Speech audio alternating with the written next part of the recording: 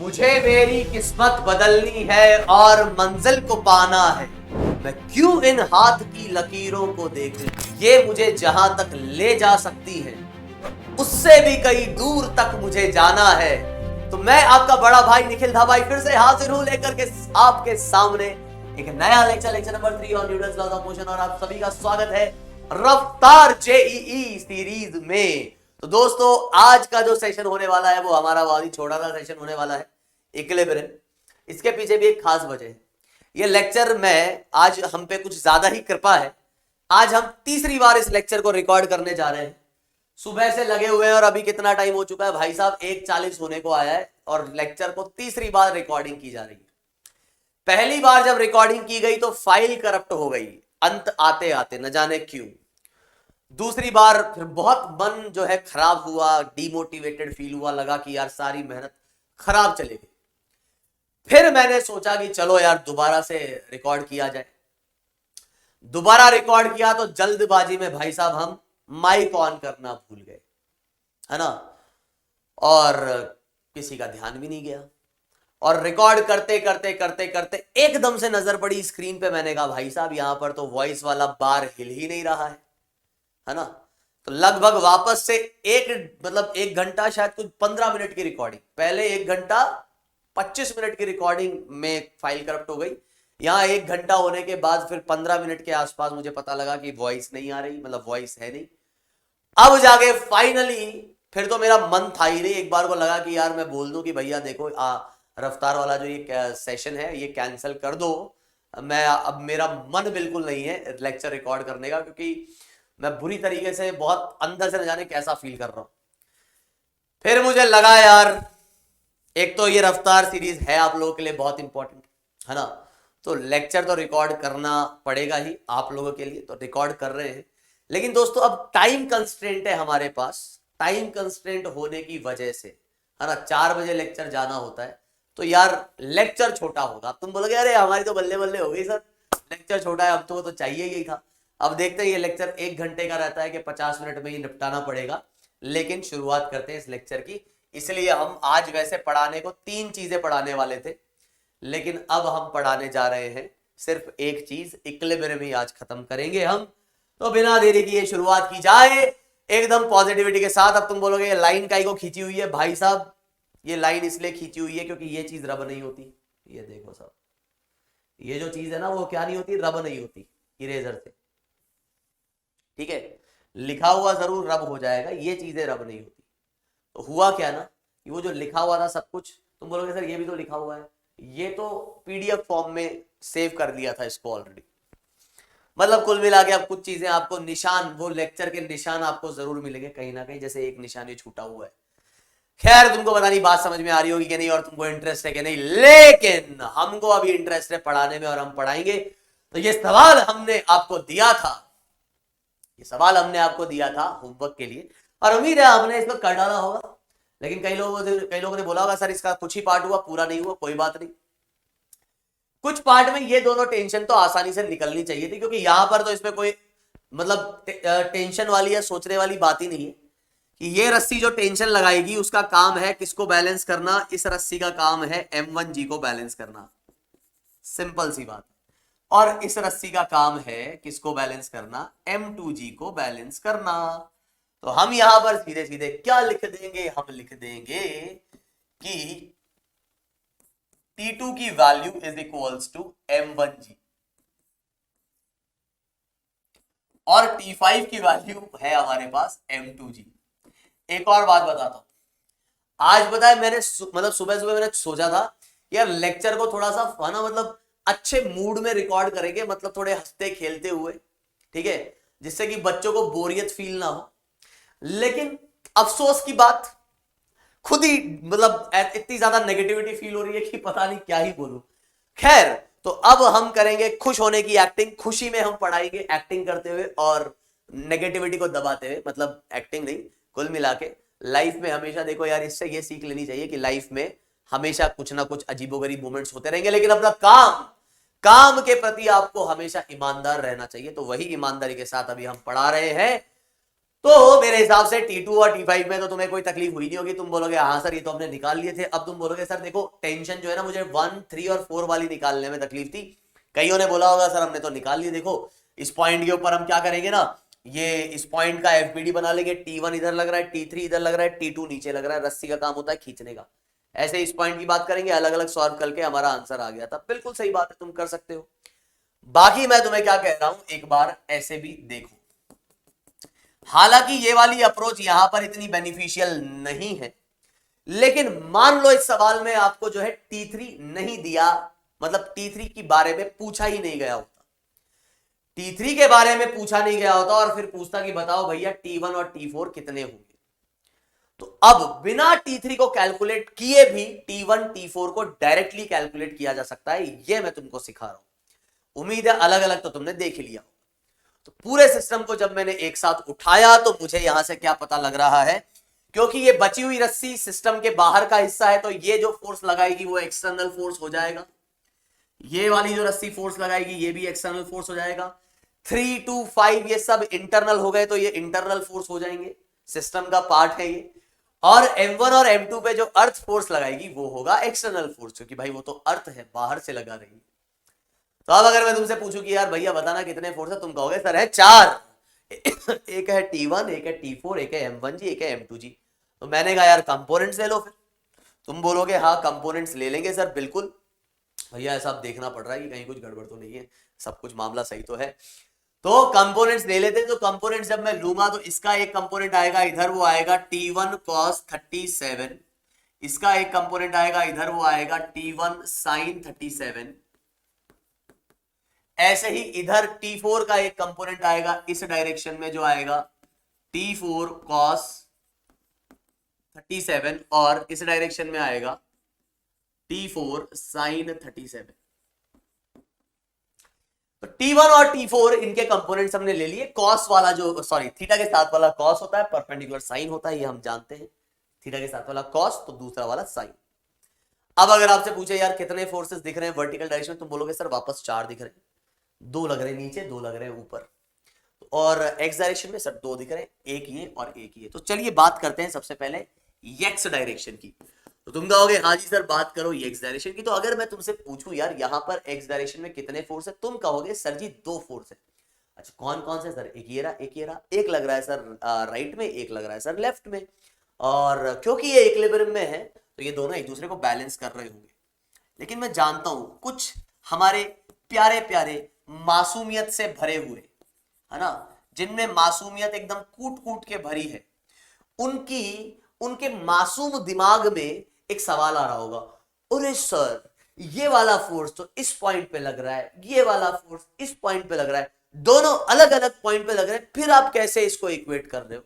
तो मेरे उन मासूमों के लिए ये जवाब है मेरा कि भैया सिस्टम मैंने पूरा उठाया है, तो ये और ये दोनों पॉइंट इस सिस्टम का हिस्सा है, इसीलिए ये जो है ऐसा आप लिख सकते हो। तो पूरे सिस्टम पे एक फोर्स इधर एक फोर्स इधर। तो अब है कुछ हमारे खूंखार वाले बच्चे जिनका दिमाग एकदम बड़ा शार्प है, वो बोलेंगे ओ सर इस इक्वेशन के लिखने की जरूरत क्या थी, फालतू में टाइम वेस्ट कर रहे हो हमारा। हम जो है T1 और T4 को सीधे ही TT बोल देते। क्यों, क्योंकि सर जब ये दोनों एंगल सेम है और दो ही फोर्सेस है, तो आप भी फाइनली यही बोल रहे हो कि T1 और T4 जो है इक्वल है। तो सर डायरेक्ट ही दिख रहा था वो, तो ये इधर लिखने की क्या जरूरत थी। तो जी हाँ बिल्कुल, ये डायरेक्ट आपको लिखना चाहिए, डायरेक्ट आपको लिखना चाहिए कि T1 और T4 कैसे हैं, इक्वल। तो ये ध्यान रखना ऐसे केसेस में, फालतू में ऐसा करके टाइम वेस्ट नहीं करना है।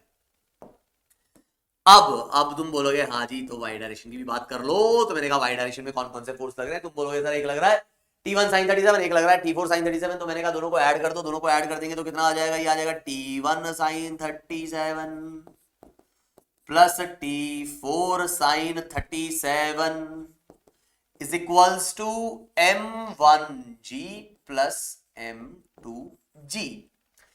अब यहां पर T1 और T4 दोनों क्योंकि इक्वल है तो इसको मैं TT कह सकता हूं, और ये आ जाएगा 2T sin 37, और ये इक्वल आ जाएगा M1 प्लस M2G के। और साइन 37 की वैल्यू आएगी हमारे पास कितनी, 3/5, तो ये आ जाएगा अपने पास 6/5, ठीक है, 3 into 2 6/5t is equals to m1 plus m2 into G. और फिर यहां से आप बड़े आसानी से लिख सकते हो, 5 को उधर भेजो 6 को नीचे भेजो, तो यहां से मैं लिख दूंगा कि भाई t की जो वैल्यू आ जाएगी वो आ जाएगी अपने पास कितनी, 5/6।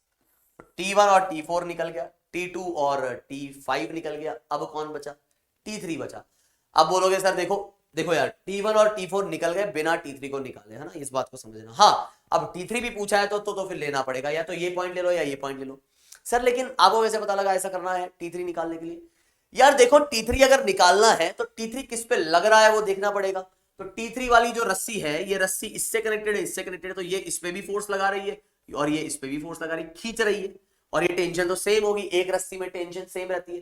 सर तो फिर इनमें सेम क्यों नहीं है, अरे ये तो अलग अलग रस्सी है, ये अलग रस्सी है, ये अलग रस्सी है, ये अलग रस्सी है, गांठ बंधी हुई है वहां पर।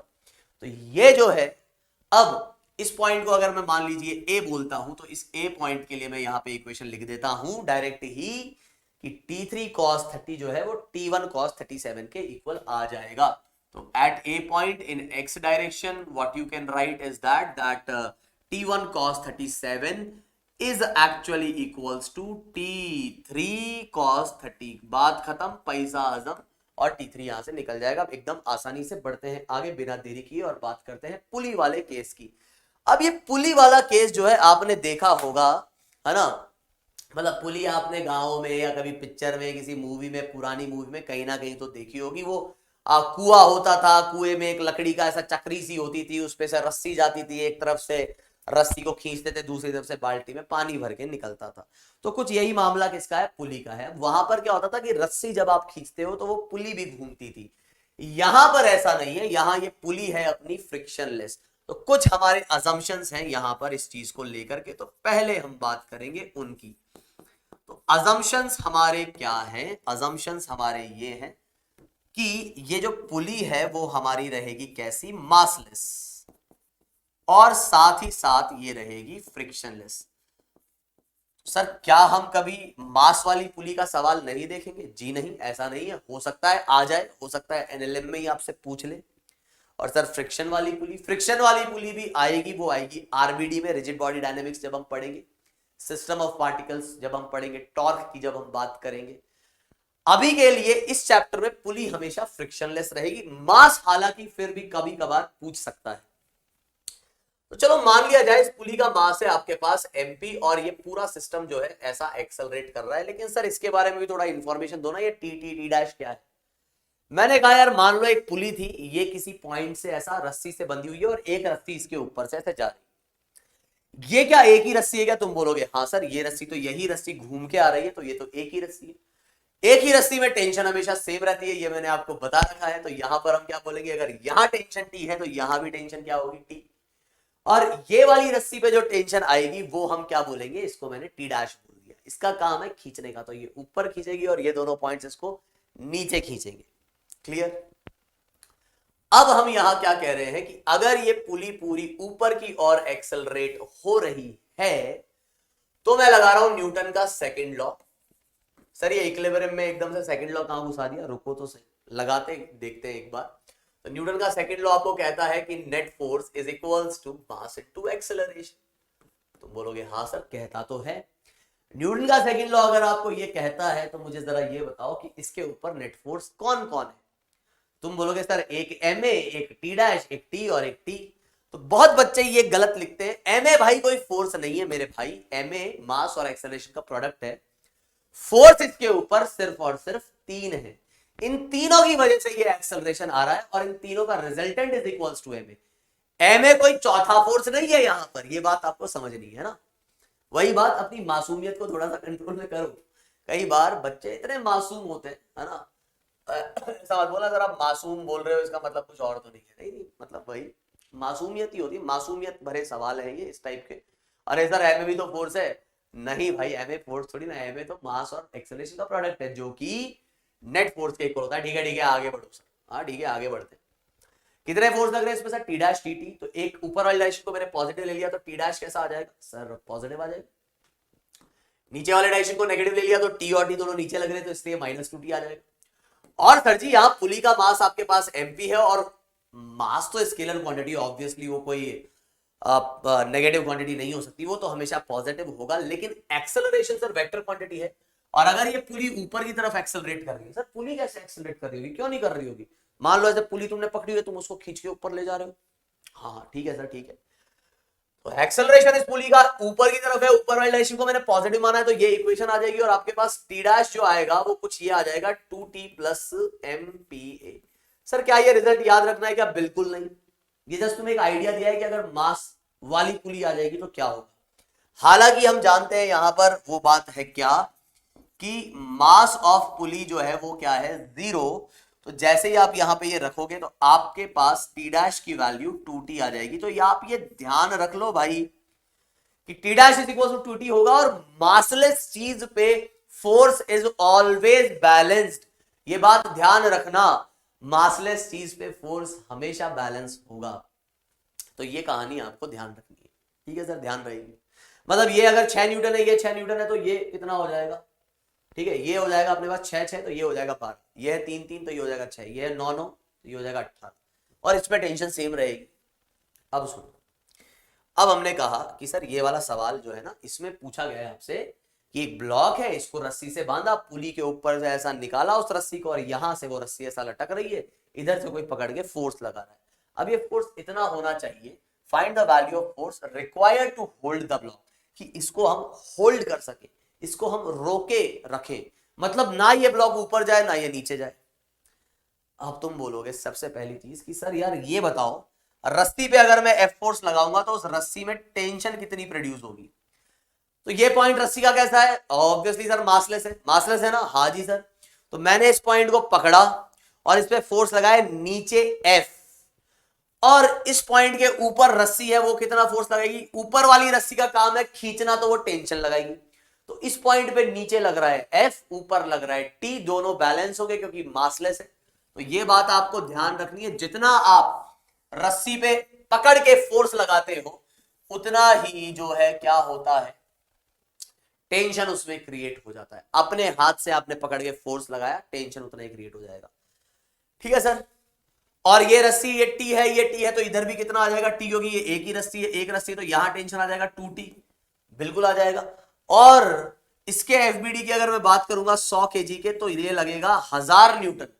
अब ध्यान रखना, ये है इसका वेट, mg का मतलब होता है वेट। मास और वेट में बहुत अंतर है, मास मतलब आप सिर्फ m की बात कर रहे हो, वेट मतलब आप g की बात कर रहे हो सर। लेकिन नॉर्मल लाइफ में तो हम यही बोलते हैं मेरा wait 70 kg, 80 kg, 50 kg, 60 kg, तो हम तो मास केजी में मेजर करते हैं वेट को, तो वो गलत है। प्रैक्टिकली हम बहुत चीजें गलत यूज करते हैं। एक्चुअली में अगर किसी का वेट 60 kg है तो वो 600 न्यूटन उसका वेट है, एक्चुअली 60 kg नहीं है, 600 न्यूटन। वो भी तब जब ग्रेविटी को आप जी मान के चल रहे हो, सॉरी 10 मान के चल रहे हो, है ना।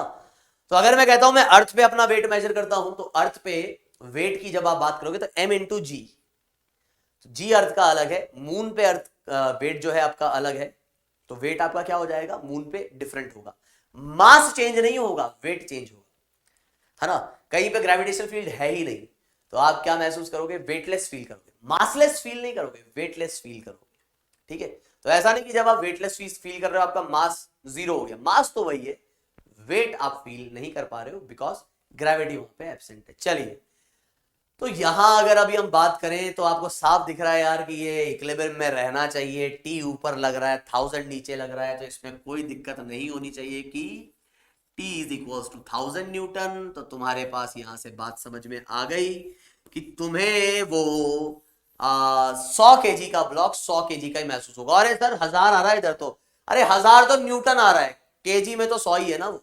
अच्छा अच्छा अच्छा, मतलब सर आप ये कहना चाहते हो कि 10 kg का ब्लॉक पड़ा है तो उसको उठाने के लिए मुझे 100 न्यूटन का फोर्स लगाना पड़ेगा। हाँ, अगर ग्रेविटी आपकी 10 है तो, जी अगर आपका 10 है तो, ठीक है सर। आगे बढ़ा जाए तो सर यार एक चीज बताओ, 100 किलो का ये 100 न्यूटन का फोर्स लगाना है, मतलब अगर मैं उस रस्सी पे लटक भी जाऊंगा सर तब भी मैं तो इसको नहीं झेल सकता, क्योंकि मेरा खुद का वेट कितना है सर, मेरा खुद का वेट तो 100 से कम ही होगा। 100 तो मतलब ओवरवेट हो गया एक तरीके से, नॉर्मल बंदे की हाइट के हिसाब से 100 kg तो एक तरीके से ओवरवेट हो गया, है कि नहीं। तो सर फिर तो मतलब क्या करें, फिर तो सर उस पर लटक जाएंगे तब भी कुछ नहीं होगा, तो लटक जाओगे तब भी कुछ नहीं होगा, सही बात है। तो फिर क्या करें सर, हम तो 60-70 केजी के इंसान हैं, हमसे कहां ये चीजें उठेंगी। रुको, फिजिक्स में इसका भी सॉल्यूशन है कि भारी चीज को भी कम फोर्स के साथ उठा लेना। कैसे, देखो इस केस को देखो। अब इस केस को अगर तुम देखोगे तो बड़ा निराला सा कंसेप्ट तुम्हें, मतलब यहां अमेजिंग सा एक रिजल्ट तुम्हें दिखेगा, तो बहुत जनों को पता भी होगा। वही सेम बात है, तुमने इधर फोर्स लगा दिया F, तो यहाँ पे टेंशन क्रिएट हो गई T, इधर भी T, इधर भी T, ये पूरी रस्सी घूमते हुए जो आ रही है वो सेम है। ये जो जा रही है ये वाली रस्सी ये सेम है, तो ये T, तो ये कितना आ जाएगा 2T। तो साफ दिख रहा है कि ऊपर लग रहा है 2T और नीचे लग रहा है कितना 1000।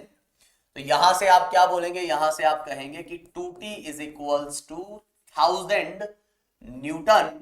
तो यहां से आपके पास T आ जाएगा कितना 500 न्यूटन। तो फोर्स, जितना आप फोर्स लगाओगे उतनी टेंशन क्रिएट होती है, तो फोर्स भी आपका कितना होगा 500 न्यूटन। तो कुल मिला के आपको 500 न्यूटन फोर्स लगाना पड़ेगा, मतलब ये 100 केजी का ब्लॉक आपको लगेगा मात्र 50 केजी का। कितने का, सिर्फ और सिर्फ 50 केजी का। हाँ ये अलग बात है कि अगर आप छत से पूछोगे कि भैया छत तुझे कितना फोर्स महसूस हो रहा है, तो छत बोलेगी इधर टी, तो मेरे को ये रस्सी 2T से नीचे खींच रही है, ये T T T T T, तो ये T से नीचे खींच रही है। तो छत के ऊपर जो फोर्स लग रहा है वो लग रहा है 2T और T 3T। T की वैल्यू है 500, तो छत के ऊपर नीचे फोर्स लग रहा है टोटल 3 × 500 दैट इज 1500 न्यूटन। मतलब छत को ऐसा लगेगा जैसे कि उसने 150 केजी का ब्लॉक उठा रखा हो। है 100 केजी का, लेकिन छत को महसूस होगा 150 केजी। लेकिन तुमको कितने का महसूस होगा, तुमको 50 केजी। देखो क्या विडंबना है कि नहीं। तो ये कहानी है। तो यहां पर अच्छा कोई बोले सर इस पे सिस्टम नहीं लगा रहे आप, इस पे लगाते हैं ना सिस्टम। पूरा सिस्टम उठा लिया तो क्या बोलोगे, पूरा सिस्टम उठा लिया तो तुमने लगाया कितना 500, इसने लगाया 1000, 1500 हो गया। और छत ने कितना लगाया ऊपर की तरफ, छत पे अगर 3T लग रहा था, 150 लग रहा था, तो छत भी 1500 लगाएगी ऊपर। तो ऊपर 1500 नीचे भी 1500 है, तो सही बैलेंस्ड। कहां दिक्कत है, आई क्या बात समझ में। तो ये कहानी हुई इस केस की। और अगर थोड़ा और ऐसा कर दिया जाए, कुछ नया नहीं, वही सेम कहानी। इधर से टेंशन आ जाएगी आपके पास T T T T T T T, तो ये आ जाएगा आपके पास कितना 2T 2T 2T, और ये आ जाएगा आपके पास कितना 1000। और यहां पर हम क्या कहेंगे कि 2T 2T 2T ये आ जाएगा 60। और इसको होल्ड करना है बस। तो होल्ड करने के लिए यहां पे यार ये थोड़ा सा प्रिंटिंग बोल रहा हूं मैं, टाइपिंग एरर है।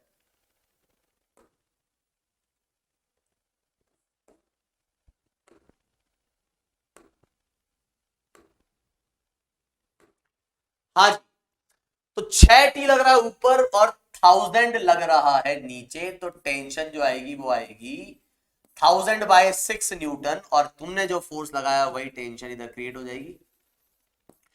तो 1000/6 मतलब तुम्हें ये 6 गुना हल्का लगेगा, ये मास 6 गुना हल्का। 100 केजी तुम्हें महसूस होगा 100/6 केजी का। और अगर 60 केजी का ब्लॉक होता तो तुम्हें वो सिर्फ और सिर्फ 10 केजी जैसा लगता। तुम्हें ऐसा लगता कि अरे तो 10 केजी का है, ऐसा लगता। 6 केजी का ब्लॉक होता तुम्हें ऐसा लगता 1 केजी का है। तो ऐसा कुछ यहां पर ये अरेंजमेंट से ये चीजें काम में ली जाती है कि इसको हैवी वेट्स को उठाने के लिए यही किया जाता है।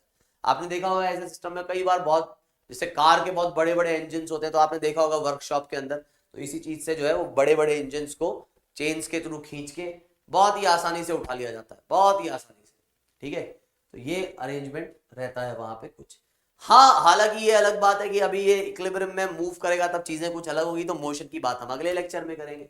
आज तो जो है थोड़ी किस्मत खराब थी कि चीजें ऐसी रही। आइए तो एक सवाल देखते हैं। इस सवाल में आपको 2 ब्लॉक्स दिए गए हैं, एक है स्मॉल एम और एक है कैपिटल एम। स्मॉल एम और कैपिटल एम, तो ये एक हॉरिजॉन्टल वर्टिकल वॉल से ऐसा सटे हुए हैं। अब आप जानते हैं कि अगर यहां पे फोर्स, सवाल को पढ़ेंगे अभी, पहले इस डायग्राम को देखो, ये एंगल थीटा दिया हुआ है, तो कैपिटल एम थीटा और स्मॉल एम ये सब आपको गिवन है। अब आपसे यहां पे पूछा जा रहा है कि भाई ये पूरा सिस्टम जो है वो इक्विलिब्रियम में है या उसे रखने के लिए, होल्ड करने के लिए, find the minimum value of minimum horizontal force required to hold the system. ये कितना फोर्स लगे मिनिमम, जिससे ये पूरा सिस्टम जो है वो होल्ड पे रहे, चले नहीं। अब ये बात आपको समझनी होगी, ये चलेगा क्यों? मान लो ये फोर्स नहीं होता, इस क्वेश्चन को थोड़ा सा फील करो। अगर ये फोर्स यहां पे नहीं होता तो ये स्मॉल एम यहां इसको धक्का मारता, मारता कि नहीं मारता? मारता, बिल्कुल मारता धक्का। और अगर ये धक्का मारता तो वो धक्का कुछ इस डायरेक्शन में लगता और इस धक्के का एक कंपोनेंट इधर आता, तो साफ दिखता है कि इस धक्के का ये कंपोनेंट इसको इधर भेजना चाहता है। अब मैं जानता हूं वापस कुछ लोगों की मासूमियत ये क्वेश्चन कर रही होगी, अजी सर ये इसको यहां क्यों धक्का मारेगा, ये तो नीचे लगाएगा ना इस पे फोर्स, है ना, ये तो नीचे लगाएगा सर फोर्स। अब मैं बोलूंगा देखो यही चीज है कि तुमने गलत पढ़ा। तुम बताओ क्या बोलेंगे बच्चे? बच्चे कहीं देखो सर, अर्थ इसको नीचे खींच रही है mg से, तो ये इसको इस mg की वजह से नीचे दबा रहा होगा। एकदम गलत कंसेप्ट, एकदम गलत, मिट्टी पलीत कंसेप्ट की पूरी ऐसी की तीन तैसी। भाई अर्थ ने अगर इसको mg से खींचा यहां तक तुम सही थे, लेकिन ये इसको दबाएगा तो वो कांटेक्ट की वजह से कौन सा फोर्स आएगा? वो आएगा नॉर्मल, और वो होता है सरफेस के परपेंडिकुलर। मतलब सर ये वाला ब्लॉक इसको इधर नहीं था फोर्स लगा रहा, नहीं तो सर ये mg कहां है? यार मेरे, ओ यार मेरे, हाँ बोलो सर, mg तुम कह रहे हो इस पे ऊपर लग रहा है कि इस पे लग रहा है? सर mg तो स्मॉल m पे लग रहा है, तो फिर कैपिटल M पे क्यों लगा रहे हो उसको? सर इफेक्ट तो आएगा ना। अरे तो वो इफेक्ट नॉर्मल के टर्म्स में ट्रांसफर होगा ना मेरे भाई, मतलब वो उसको प्रेस करेगा। अच्छा सर आप कह रहे हो प्रेस करेगा मतलब नॉर्मल ऐसा लगेगा, ठीक है सर, मतलब थोड़ा थोड़ा दिमाग में जा रहा है, सोचना इस बारे में। अगर किसी की मासूमियत बहुत ज्यादा ही बड़ी है तो प्लीज थोड़ा सा सोचो लॉजिकली। भैया ये इसको प्रेस करेगा तो नॉर्मल इधर लगेगा, हाँ हाँ ठीक है सर, समझ गए समझ गए, आगे बोलो। चलो तो इतनी बात तो क्लियर हुई फाइनली। ओके सर, नॉर्मल का बात समझ में आया। अब मुझे बताओ सर, ये बताओ इधर नॉर्मल लगे, क्यों नहीं लगेगा? इधर तो नॉर्मल लगेगा, दोनों ये प्रेस करेंगे। सर इन दोनों के बीच में भी कांटेक्ट है, यहां नॉर्मल लगेगा कि नहीं? अच्छा यहां नॉर्मल लगेगा कि नहीं? चलो ऐसा एक सीन अज्यूम करो, मूवीज तुमने देखी होगी, बहुत बार देखा होगा, कई बार एक लंबा चौड़ा सा गुंडे का एक साइड गुंडा होता है ना, साइड गुंडा है ना, खली टाइप का रहता है वो, लंबा चौड़ा सा, और आके जो है वो क्या करता है, हीरो का जो साइड हीरो होता है या कॉमेडियन टाइप का आदमी होता है, तो छोटे मोटे आदमी को ऐसा गर्दन से पकड़ता है और ले उसको ऐसा लटका देता है, देखा होगा बहुत बार। वही हालत इसकी हो रखी है, इसको भी ये गर्दन पकड़ के इसने ऐसा धक्का लगा रखा है इधर से, मतलब ये छोटा सा जो है इसके फोर्स लग रहा है ऐसा गर्दन पे इधर, और इसको पकड़ के ऐसा फोर्स लग रहा है ऐसा का ऐसा, तो फोर्स का वो कंपोनेंट इधर जा रहा है, एक कंपोनेंट इधर एक कंपोनेंट इधर। अब तुम खुद सोचो, तुम उस दीवार पे ऐसा लटके हुए हो, क्या हो रहा है तुम्हारे साथ? उस बंदे के हाथ से तुम पे एक फोर्स लग रहा है इधर, तो तुम इस वाले की वजह से एक कंपोनेंट फील कर रहे हो इस तरफ, फोर्स, इस फोर्स का एक कंपोनेंट इधर महसूस कर रहे हो, तो तुम दीवार में घुस रखे हो, एकदम दीवार पे चिपका दिया है उसको, तो दीवार को प्रेस कर रहे हो तो दीवार भी तुम्हें प्रेस करेगी, हाँ के ना? और इसका ऊपर वाला कंपोनेंट जो कर रहा है वो कर रहा होगा, लेकिन बात ये समझने वाली थी कि यहां पे प्रेसिंग है। लेकिन मेरे दोस्त यहां आपको कोई भी मतलब प्रेसिंग नहीं दिखेगी, क्यों? क्योंकि कैपिटल एम को ये इधर धक्का दे रहा है, जिसकी वजह से कंपोनेंट इधर आएगा, तो इसकी टेंडेंसी तो इधर मूव होने की है, ना कि दीवार में घुसने की। तुम सोचो अगर ये पीछे दीवार नहीं होती तो तुम ऐसे पीछे चले जाते, लेकिन ये ब्लॉक इधर जाएगा, इधर, ये उधर नहीं जाएगा, तो ये इन दोनों के बीच में कांटेक्ट है लेकिन नॉर्मल नहीं है। चलो तो अब सवाल सॉल्व करते। तो हमसे क्या पूछा है? मिनिमम फोर्स चाहिए। तो यार सिंपल सी बात है, मिनिमम फोर्स अगर चाहिए तो पहली बात ये जिस पे लग रहा है उसका एफबीडी तो बनेगा, तो कैपिटल एम का एफबीडी बना लो, पूरे सिस्टम का एफबीडी बना लो, लेकिन स्मॉल एम का एफबीडी बनाने से इनिशियली मुझे कोई मतलब नहीं दिखता है। फिर भी मैं आपको चाहता हूं कि आप कोशिश करें क्या निकालने की, आप कोशिश करें हमेशा सिस्टम पे एफबीडी ड्रॉ करने की। तो पूरे सिस्टम का हम एक बार एफबीडी ड्रॉ करेंगे, और ये वापस हमारे पिछले 2 लेक्चर के निशानियां यहाँ पे छूटी हुई है ना, क्योंकि ये रब नहीं हुई थी तो अभी भी पड़ी हुई है ऐसी। बड़ा दुख हो रहा है आज यार ये देख करके, ये हमारा लेक्चर बड़ा छोटा होगा अब। नहीं, आज मैं फुल मूड में था। आज मतलब तुम्हें ना, मैं 2 घंटे का लेक्चर पेलने वाला था सीधे, लेकिन पता नहीं, मुझे लगता है तुम भी एक वेट टांग पे खड़े होकर तपस्या करते होंगे, हे भगवान कुछ ऐसा कर देना कि आज कुछ ऐसा हो जाए, ऐसा कुछ हो जाए। कई बार ये 2-2 घंटे के लेक्चर दे देता है और फिर हमको कुछ जो है बड़ी दिक्कत हो जाती है। तो आज तो लग रहा है पता नहीं, देखो अब कितने का, आधा घंटा तो निकल गया, अब आधा घंटा ही शेष है ना, 1 घंटे का ही लेक्चर हो पाएगा। तो मेरे भाई, अभी मैंने क्या कहा, पूरे सिस्टम को देखा मैंने, तो पूरे सिस्टम को जब मैं देखता हूं तो बन जा रहे भाई, पहले ही टाइम कम है अपने पास, तो हमने कहा कि भाई मेरे ये वो सिस्टम मैंने बना लिया। और इसके ऊपर अब हम एफबीडी की बात करेंगे। तो एक फोर्स लग रहा है यहां से, ये है अपना वो मिनिमम फोर्स, ये वाले को वॉल नॉर्मल लगाएगी, वॉल धक्का देगी, क्योंकि ये वॉल को धक्का दे रहा है तो वॉल इसको धक्का देगी। तो सर इसने जो धक्का लगाया वॉल पे वो क्यों नहीं ले रहे? अरे वो तो वॉल पे लगा ना मेरे भाई, इस पे तो वॉल का धक्का लगेगा। हाँ, और सर mg किसका? बड़े ब्लॉक का। और सर mg किसका? छोटे ब्लॉक का। और सर नॉर्मल फ्रॉम ग्राउंड, पक्की बात? हाँ सर जी पक्की बात, नॉर्मल फ्रॉम ग्राउंड। और कुछ नहीं है सर, और कुछ नहीं तो इक्वेशन लिख दें? हाँ सर लिख दो। तो सर वाई डायरेक्शन में बताओ क्या होगा? सर आप वाई डायरेक्शन निकाल ही क्यों रहे? वाई डायरेक्शन से तो मुझे कोई लेना देना ही नहीं है, मुझे लेना देना है सिर्फ इससे और इस डायरेक्शन से। बात आपकी बिल्कुल सही है, क्योंकि मुझे एफ मिनिमम निकालना है तो मैं इंटरेस्टेड होना चाहिए हूं इस चीज में, ना कि इस वाली चीज में। फिर भी मान लो अगर तुम लिख देते हो तो तुम क्या करोगे? वैसे मुझे इसकी जरूरत नहीं थी, आगे पड़ जाए वो एक अलग बात है, या आगे इसका यूज हो जाए वो एक अलग बात है। लेकिन मान लो अगर तुमसे नॉर्मल भी पूछा हो ग्राउंड से, तो वो इस तरीके से निकल जाएगा कि नॉर्मल ये इसके कांटेक्ट में नहीं है, लेकिन उसका इफेक्ट पूरा आ रहा है, पूरा आ रहा है इफेक्ट एकदम। हाँ ठीक है, पूरा इफेक्ट आ रहा है। तो अभी बोलोगे अभी तो कह रहे थे नहीं आ रहा, नॉर्मल इधर लग रहा है, तो उस नॉर्मल का जो वो एन का एक ये वाला कंपोनेंट आएगा ना, वो इधर वही वाला इफेक्ट दे रहा है। अभी आगे और क्लियर कर दूंगा, टेंशन मत लो ठीक है। चलो, तो यहां तक बात समझ में आई होगी। तो अभी हम बात करते हैं एक्स डायरेक्शन की। तो एक्स डायरेक्शन में हम क्या कहेंगे? एक्स डायरेक्शन में हम कहेंगे कि F minimum is equals to N W. तुम कहोगे हाँ सर बिल्कुल, F minimum is equals to N W. तुम कहोगे लो आंसर आ गया, F minimum is equals to N W, answer आ गया सर, बस यहीं से छोड़ दिया हमने। अब तुम ऑप्शन में देख रहे हो एन डब्ल्यू कहीं दिख ही नहीं रहा, तुम बोलोगे अरे ऑप्शन ही गलत है। मेरे भाई तुमने देखो, वापस से यहाँ पे बात होगी उन मासूम लोगों की, है ना, मासूमियत ओपी। तो ये मासूमियत कई बार इतनी ओवर पावर्ड हो जाती है, इतनी ओपी हो जाती है कि बच्चा जो है मासूमियत में ऐसे आंसर देने लग जाता है, बोलता लो साहब निकल गया आंसर। अरे मैंने कहा भाई ये आंसर का निकला, ये तो खुद ही अननोन है। एक अननोन को दूसरे अननोन के टर्म्स में एक्सप्रेस कर दिया। सर सही तो है ना, सही है, लेकिन आंसर नहीं बोल सकते ना। सर बात नहीं समझे आपकी। मैंने कहा यार तुम एक फंक्शन में गए, वहां पे तुम्हें कोई एक बंदा दिखा, तुमने देखा यार बड़ा अजीब सा बंदा लग रहा है, कौन है ये, इतना गंदा संदा सा, नहा धो के भी नहीं आया फंक्शन में। तुमने अपने पापा से पूछा भाई पापा जी कौन है छोरा?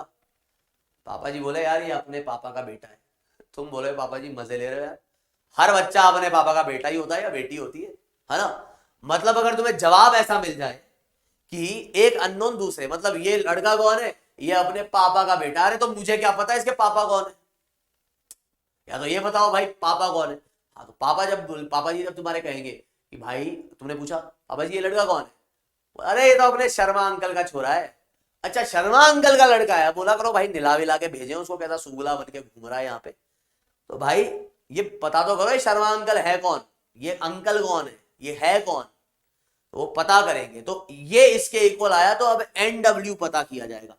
तो मान लो तुमने ऐसे अप्रोच कर ली तो तुम्हारे को मिला एन डब्ल्यू, तो तुम्हारा अगला टास्क होना चाहिए एन डब्ल्यू निकालना। अब एन डब्ल्यू तो भाई साहब वॉल पे इधर से लग रहा है, तो हम बात करेंगे छोटे वाले ब्लॉक की। अब ऐसा मत सोचना यही एक अप्रोच है, ये जस्ट मैं बता रहा हूं कि तुम अगर किसी रास्ते पे चल गए तो उस रास्ते पर आगे कैसे बढ़ोगे।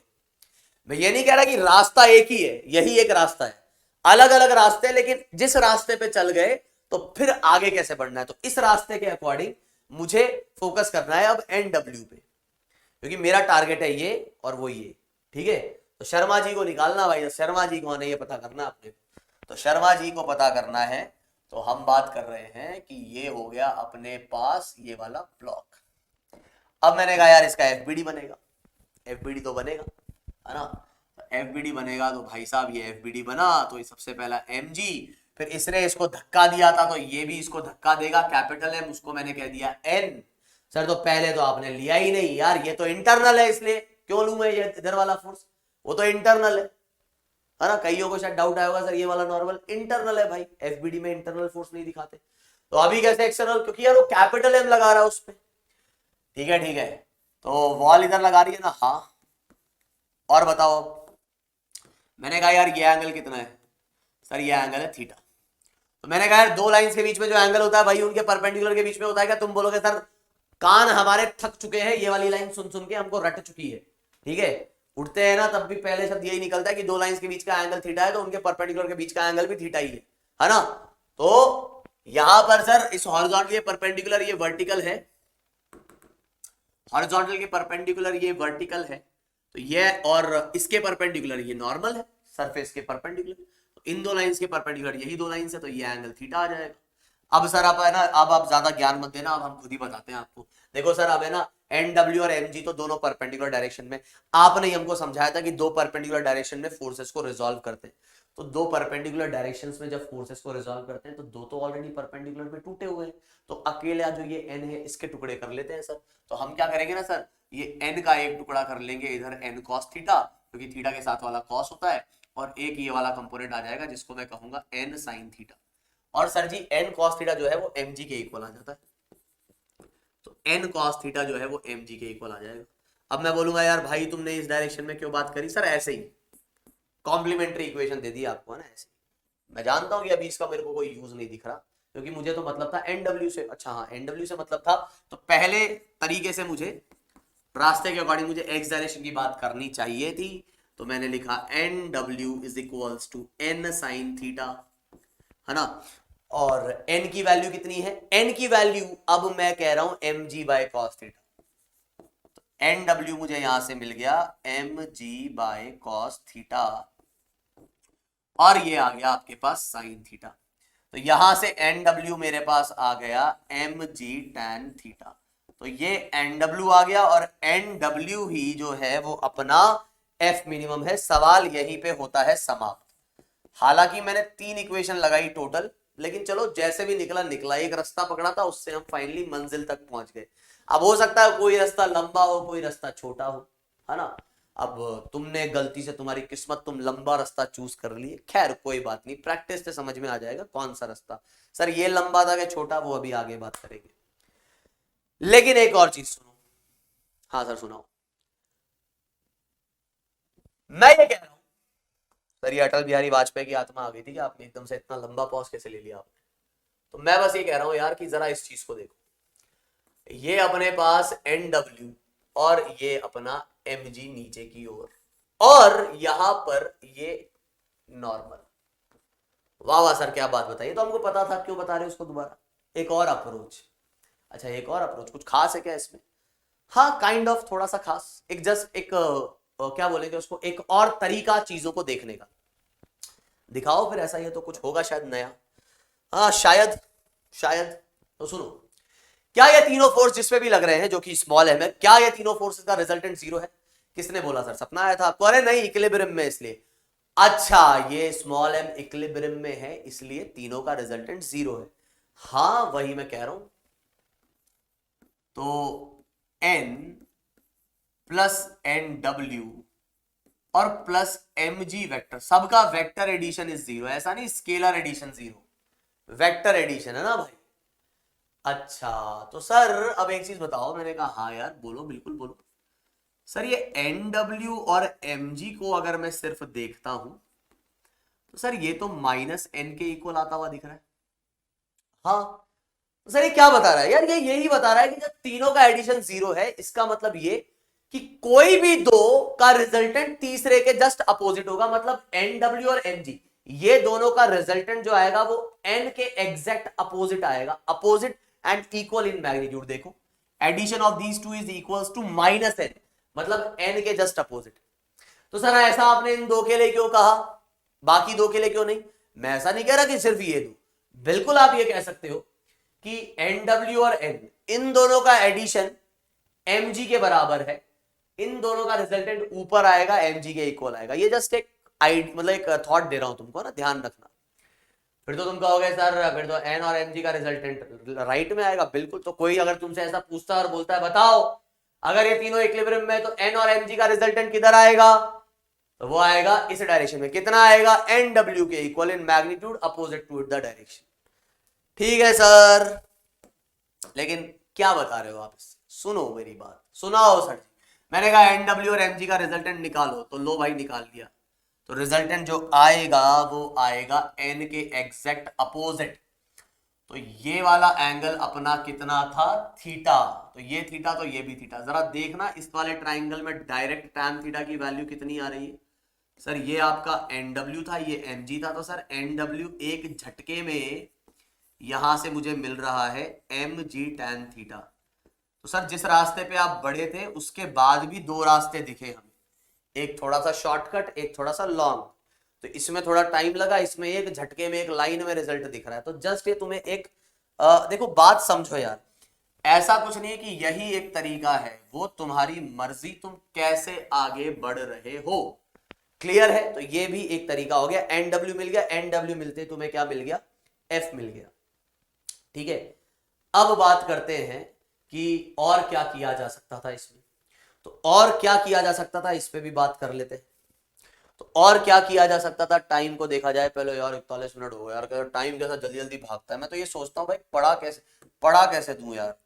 मतलब मुझे तो ऐसा लगता है कि भाई अगर कोई बोले ना पढ़ाने को, अब एक्चुअली आजकल का ट्रेंड ये है ना कि बच्चा ये बोलता है कि जल्दी से जल्दी खत्म कराओ, है ना। लेकिन बच्चे को ये नहीं पता कि भाई तरीके वाली जो पढ़ाई होती है वो तो होती है कि ज्यादा से ज्यादा लेक्चर्स में कवर। ऐसा भी नहीं कि भाई 20-25 लेक्चर लगा दिए, लेकिन हाँ कम से कम मतलब डिसेंट लेक्चर होने चाहिए। लेकिन फिर वही बात है, बच्चा फिर पढ़ने ही नहीं आता है और फिर हमारे पास टाइम की भी थोड़ी कमी है ना।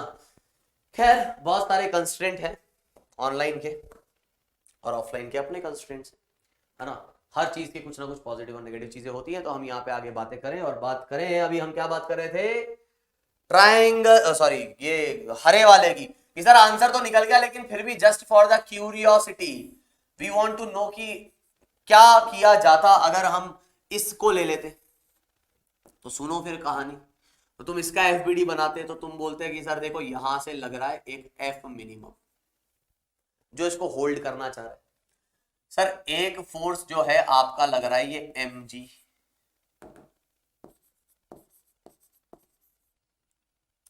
एक लग रहा है सर यहां से ये नॉर्मल, जो इसने उसको दिया तो वो भी उतना का उतना इसको दे देगा, और एक आपका था वो ग्राउंड से रिएक्शन। अब सर मुझे मतलब है एफ मिनिमम से, है ना। तो मैं तो एफ मिनिमम की बात कर लेता हूं, फिर भी जस्ट ये बताने के लिए कि ग्राउंड पे इक्वेशन जो आ रही है वो आपके पास आ रही है N G is equals to M G प्लस ये एंगल थीटा आएगा तो एन कॉस थीटा। ठीक है, तो ये अपने पास आ जाएगा। ये थीटा क्यों आएगा, क्योंकि भाई देखो ये एंगल थीटा है तो ये एंगल भी तो थीटा आएगा, इसलिए वो एंगल थीटा आ रहा है। नॉर्मल ऐसा लगा था तो ये एंगल थीटा, तो वर्टिकली अपोजिट ये भी थीटा। अब एक सवाल का जवाब मैं दे देता हूं जो आपके जहन में होगा कि सर आपने पहले चिल्ला चिल्ला के बोला था कि ये जो है ना वो mg नहीं लगा रहा है इस पे फोर्स, लेकिन जब हमने नॉर्मल निकाला तो हमको दिख तो ऐसा ही रहा है कि ग्राउंड को तो दोनों का वेट झेलना पड़ रहा है। तो सर वो बात तो वही हो गई ना, ये mg और वो mg। हाँ एफबीडी में तो तुम्हें ऐसा ही दिखा, पूरा एफबीडी लिया तब तुमने ऐसा ही देखा। लेकिन अगर तुम इसकी बात कर रहे हो किसकी, कैपिटल एम की, तो कैपिटल एम पे वो n कॉस थीटा है। कौन है भाई, वो n का कंपोनेंट n cos थीटा है। n cos थीटा है जो मिलके mg के साथ इतना आ रहा है। सर इसका मतलब n cos थीटा की वैल्यू स्मॉल mg होगी। हाँ है, कहां है सर, देखो देखो, अब समझे सर, अब समझे। मतलब ये तो इसको नॉर्मल लगा रहा है, लेकिन वो नॉर्मल का जो कंपोनेंट है वो mg के इक्वल आ रहा है। अब समझे हम सब, अब समझे। हाँ तो ऐसे ही होता है भाई, देखो इसी तरीके की चीजों को समझना है। भले ही हम स्लो जा रहे हो लेकिन बात को समझो, हर चीज को समझो। अब कई बच्चे होते हैं जो आईआईटी भी जाना है लेकिन भाई ऐसे पढ़ाएंगे तो बोर भी होना है, तो दोनों चीजें तो नहीं हो सकती। आईआईटी पढ़ोगे बिना गोते लगाए समुद्र में तो कैसे करोगे, नहीं कर पाओगे भाई, है ना। सीप का मोती ढूंढ के लाना है तो समुद्र में तो गोता लगाना पड़ेगा, किनारे पे बैठकर मोती हासिल नहीं होते मेरे भाई, ये बात ध्यान रखना। समुद्र में जाके गोता लगाना पड़ेगा। अब तुम उससे, तुम्हें डर है, घबराहट है, तो वो तुम्हारी दिक्कत है। और सुनो, अब हम बात कर रहे हैं किसकी, अब हम बात कर रहे हैं एक्स डायरेक्शन की। तो एक्स डायरेक्शन में मैं क्या कह रहा हूं, एक्स डायरेक्शन में कह रहा हूं F minimum is equals to N sine theta. तो अब तुम बोलोगे सर आपने तो है ना पूरी इसकी कहानी बता दी, अब ऐसा थोड़ी ना होता है यार। आप तो ये बताओ कि हम सवाल करते तो हम क्या करते। मैंने कहा यार देखो हमारे लिए एक तो ये इक्वेशन इंपॉर्टेंट है कि नहीं, तुम बोलोगे हाँ एफ मिनिमम आ रहा है। अच्छा और कौन सी इंपॉर्टेंट है, और सर एफ मिनिमम में इधर एन आ रहा है, तो एन की वैल्यू जो इक्वेशन दे दे तो ये इंपॉर्टेंट। मतलब दो इक्वेशन पे तुम्हारा काम हो जा रहा है। भले ही मैंने अलग तरीके से सॉल्व किया, लेकिन इसका जो सबसे बढ़िया तरीका रहता वही रहता, एक इक्वेशन में ये लगाता और एक इक्वेशन में ये लगाता, काम खत्म, बस काम खत्म, पैसा हासिल। ऐसे ऐसे करते।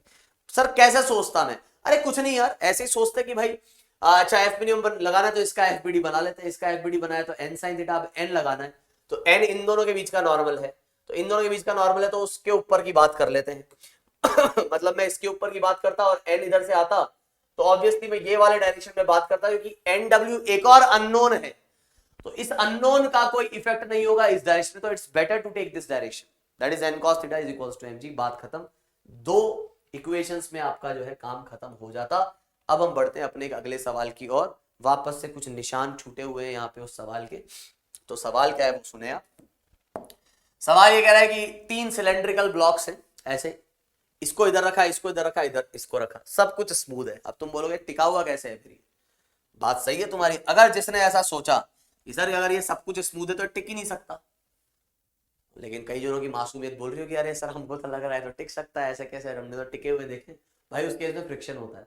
अच्छा सर तो फ्रिक्शन नहीं होगा तो सोचो उन पे तुमने वो लोहे के सिलेंडर्स लिए, उन पे बढ़िया तेल वेल लगा दिया, हर जगह पर स्लिपरी कर दी सरफेस, अब उसको रखो। अच्छा तो क्या होगा सर, तो भाई ऐसा होगा, ये इसको लगाएगा धक्का इधर, ये देगा इसको इधर धक्का, ये देगा इसको इधर धक्का, कॉन्टैक्ट की वजह से, ये देगा इसको इधर धक्का, ये देगा इसको इधर धक्का।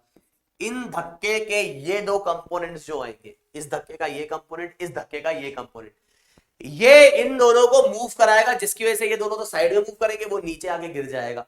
मतलब ये यहां पर इक्विलिब्रियम में ऐसे नहीं रह सकता। तो हम तो सर इक्विलिब्रियम ही पढ़ रहे हैं, तो फिर ये सवाल तो गलत हो गया। गलत नहीं है, ये सवाल में एक रस्सी और है जो हम यहां पे लगाएंगे, इन दोनों से एक रस्सी जुड़ी हुई है जो कि इन दोनों को दूर नहीं जाने दे रही। रस्सी का काम क्या है, दूर नहीं जाने देना। अब इस बात को समझना, ये दोनों कांटेक्ट में होते हुए भी एक दूसरे पे नॉर्मल नहीं लगाएंगे, क्योंकि ये दूर जाना चाहते हैं, ये पास नहीं आना चाहते, ये दूर जाना चाहते हैं, तो रस्सी उनको दूर जाने से रोकेगी। तो यहां पे अब इक्विलिब्रियम मेंटेन हो गया, और आपको यहां पे बताना है कि फाइंड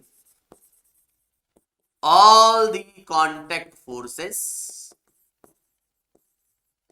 and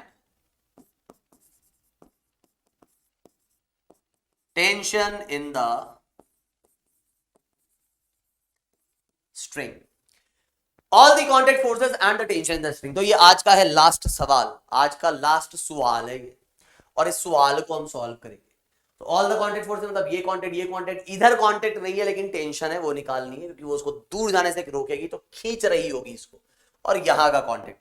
तो सबसे पहले तो अपना वही तरीका की पूरे सिस्टम की बात करेंगे, सब आइडेंटिकल है। तो यहां आपको दिया गया है कि हर का मास जो है वो m है और रेडियस r है। हर का मास m है और रेडियस r है, तो हम क्या कहेंगे यहां पर, हम यहां पर कहेंगे कि पूरा सिस्टम अगर मैंने ले लिया, चलो ऐसे ले ही लेते हैं, पूरा सिस्टम अगर मैंने ले लिया, तो सबसे पहले आपको जो बात समझनी है वो ये कि इधर से लगेगा mg। mg को कभी नहीं भूलना है, सबसे पहले आदत डाल ही लो भाई साहब mg, और सभी पे mg हमेशा एक्सटर्नल फोर्स होगा, क्योंकि वो अर्थ लगा रही है मेरे भाई। अर्थ को इस सिस्टम में ले लोगे तो फिर चीजें अलग हो जाएंगी ना। तो mg हमेशा एक्सटर्नल फोर्स होगा। फिर ग्राउंड से एक नॉर्मल मिल रहा है, अच्छा साहब, तो ये एनजी और ये भी एनजी। अजी सर दोनों को सेम क्यों ले लिया, तीसरी बार लेक्चर रिकॉर्ड कर रहे हो तो रट गया होगा इसलिए, या पहले से रट के आए थे इसलिए, कि सपना आया था इसलिए कि दोनों सेम हो गए। भाई एक भी चीज सही नहीं है, इनमें से सही ये है क्योंकि सिमेट्री है। सिमेट्री कैसे सर, मैंने कहा जैसा ये ब्लॉक वैसा ही ब्लॉक, तो ऐसे तो ऐसा ये ब्लॉक भी है। अरे पोजीशन देखो ना, ये जैसे रखा हुआ है वैसे ये रखा हुआ है, तो सिमेट्री की वजह से तुम कह सकते हो कि नॉर्मल दोनों पे क्या आएगा, सेम आएगा। और कोई फोर्स लग रहा है सर इनमें? तुम सोचोगे सर इन दोनों के बीच में लग रहा है, वो इंटरनल होगा पूरे सिस्टम के लिए। इन दोनों के बीच का इंटरनल टेंशन, इंटरनल तो यही दो फोर्स है, सॉरी यही चार फोर्स है जो कि एक्सटर्नल है।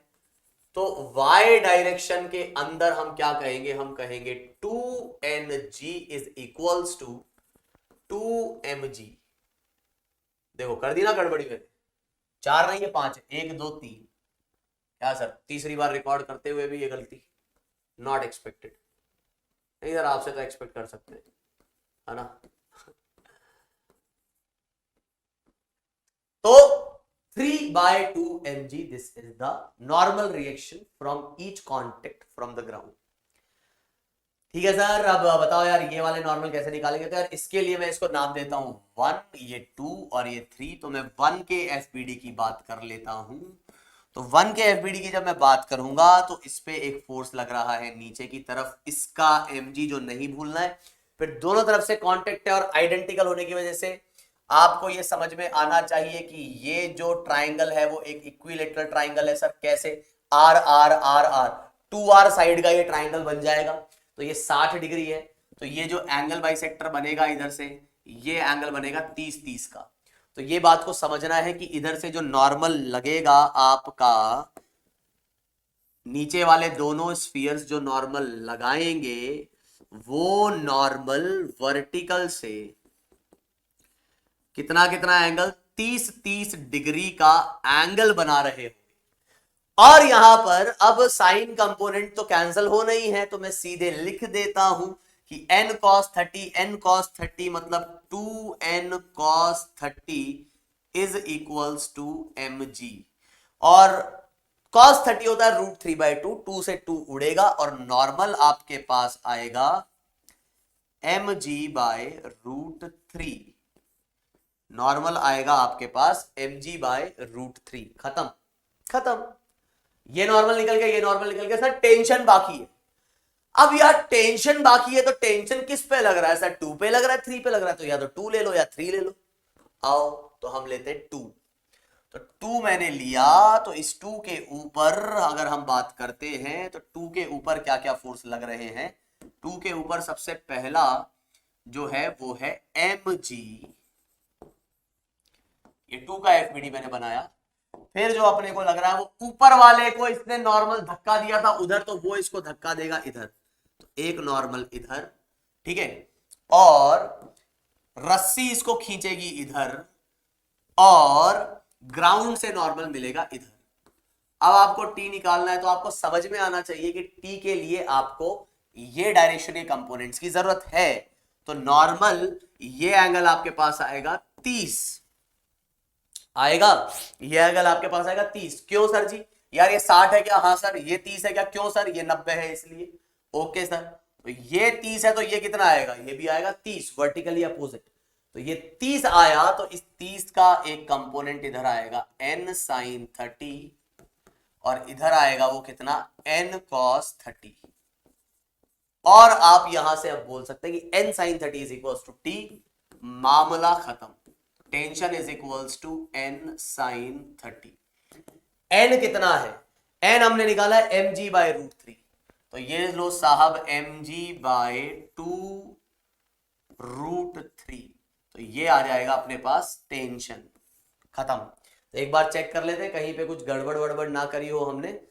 तो mg हमने निकाल दिया है और ये आ जाएगा अपने पास 2n cos 30। cos 30 अपने पास आ जाता है √3/2, तो 2 से 2 कट जाएगा, √3 नीचे आ जाएगा, n की वैल्यू ये आ गई। और यहां से फिर अपने पास n sin 30, n sin 30 है हाफ, n की वैल्यू इतनी, तो ये टेंशन आ गई। इस तरीके से आप इसको सॉल्व कर सकते हो। अब जो है फाइनली एक सवाल मैं आपको दे रहा हूं होमवर्क के लिए, बड़ा प्यारा सवाल है। अब ऐसा ये बिल्कुल नहीं सोचना है कि सर ये होमवर्क का है तो ये मेरे से होना चाहिए। मैं जानता हूं ये बहुत ही रेयरली किसी से होगा, रेयरली। जिससे हो जाए तो समझ लेना भैया तुम्हें फिजिक्स में फील आने लग गई है। है ना, जिस पे जो आनी चाहिए, बदला अच्छे लेवल पे तुम पहुंच गए हो और नहीं आ पाए तो मतलब दिक्कत वाली बात नहीं है ना। क्योंकि इस सवाल के बारे में बताऊं तुम्हें, थोड़ा सा इसकी थोड़ी हिस्ट्री बताऊं, है ना। तो कोटा में जब मैं था तो हमारे जब वो हमारा इंस्टीट्यूट में, जिस इंस्टीट्यूट में मैं था उस इंस्टीट्यूट में इस सवाल को दिया गया, है ना, डीपीपी में ये सवाल आया। बहुत से टीचर इस सवाल में अटके, क्योंकि उन्होंने क्या सोचा कि यहाँ पर थीटा है, मिनिमम वैल्यू है, तो मैक्सिमम मिनिमम कुछ कर रहे होंगे, ऐसा कुछ कर रहे होंगे, ऐसा वैसा कुछ कर रहे होंगे। एक बहुत ही सिंपल सी अप्रोच, उस पर उनका ध्यान नहीं गया। बहुत से टीचर, मतलब समझ रहे हो ना, कई बार होता है यार क्लास में जब आप होते हो, आपको फटाफट से बहुत सॉल्व करने का प्रेशर होता है, तो उस प्रेशर में आप कई बार कुछ गड़बड़ियां कर जाते हो, ठीक है। तो इसका मतलब जब टीचर अटक सकते हैं तो आप भी अटकेंगे, तो उसमें टेंशन नहीं लेनी, और हो जाए तो ये भी नहीं कि खुद को तुर्रम का समझ लग जाओगे और अब मैंने तो कर दिया, है ना। तो ये जो सवाल है, इस पे कहानी ये है कि है कुछ वैसा ही अभी तक, है वही 3 सिलेंड्रिकल ब्लॉक्स, लेकिन इस बार फ्लैट सरफेस पे नहीं रखा हुआ है उन्हें। इनके बीच में एक तो वो रस्सी हटा दी, लेकिन इनको मेंटेन करने के लिए इन प्लेन पे रख दिया। अब क्या बोल रहा है, इस प्लेन पे इस एंगल की मिनिमम वैल्यू कितनी हो जिससे कि ये इक्विलिब्रियम में भी रहे और कांटेक्ट भी मेंटेन रहे। अब बहुत लोग इस पे ऐसे बोलेंगे, अरे सर ये तो इक्लिप एंगल तो सेम ही आएगा, वो ऐसा थोड़ी ना, कुछ भी आता, एंगल कुछ भी आ सकता है मेरे भाई। आप सोचो, क्या ये जो गैप है, ये जो गैप आएगा, मतलब इसको मैं बिल्कुल ऐसा कर दूंगा तब भी ये तीनों स्फीयर्स कहीं ना कहीं तो टिक सकते हैं। जितना खोलते जाओगे उतना ये नीचे आते जाएगा। तो आपसे क्या पूछा जा रहा है, वो मिनिमम एंगल जिसपे ये कांटेक्ट में रहते हुए इक्विलिब्रियम में कांटेक्ट डिस्टर्ब नहीं होना चाहिए, क्योंकि आप समझते हो ये दोनों दूर जाना पसंद करते हैं। तो मिनिमम एंगल, ध्यान दो, मैंने काफी कुछ बता दिया है तुमको, होमवर्क है, ट्राई करना अब इसको। तो बाकी कहानी हम देखेंगे इन द नेक्स्ट क्लास। उम्मीद है ये लेक्चर सही से रिकॉर्ड हो गया होगा। अब हम चेक करेंगे जाके हमारे स्क्रीन पर, भैया को बोलेंगे भैया चेक कर लो सही है कि नहीं। बाकी मिलते हैं इन द नेक्स्ट क्लास और हम बात करेंगे एक्सेलरेशन की। और अगला लेक्चर भैया तैयार रहना 2 घंटे का, ठीक है, क्योंकि आज हो गया घपला। So bye, have a nice day, मिलते हैं इन द नेक्स्ट क्लास।